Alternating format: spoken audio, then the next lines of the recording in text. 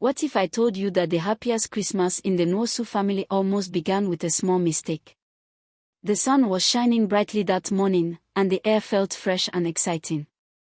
Mr. Nwosu's house was full of movement. Christmas was only a few hours away, and everyone was busy. Mr. Nwosu stood in the yard holding 2 big chickens. He smiled proudly as he looked at them.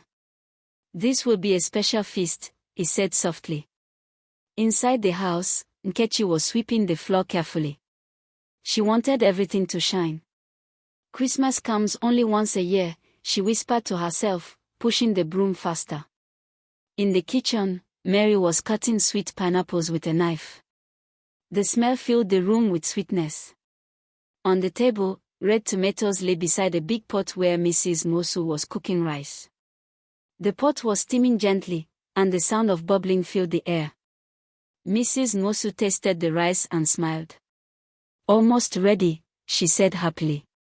The 4 boys were outside decorating a small Christmas tree with colorful paper and shiny ribbons.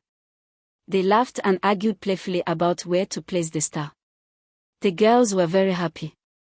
They loved Christmas time. They loved eating chicken and rice. They loved singing Christmas songs together. Soon, soft singing began to rise from the kitchen. Jingle bells, Mary sang, and Nkechi joined her. Their voices were sweet and full of joy. Just then, something unexpected happened. A loud sound came from the kitchen. The big pot began to shake. The tomatoes rolled off the table. Mary quickly put down the knife. Nkechi dropped the broom. Mrs. Nwosu rushed to the stove. The rice was boiling too fast. For a moment, everyone froze. This was their Christmas meal. What if it got spoiled? Mr. Nwosu hurried inside, still holding the chickens. The boys ran in after him. But Mrs. Nwosu did not panic. She calmly lowered the fire and lifted the pot carefully. The shaking stopped. The rice settled. Everyone waited.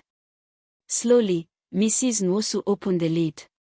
Warm steam rose into the air. The rice was perfect. A loud cheer filled the house. The boys jumped with excitement. Mary laughed with relief.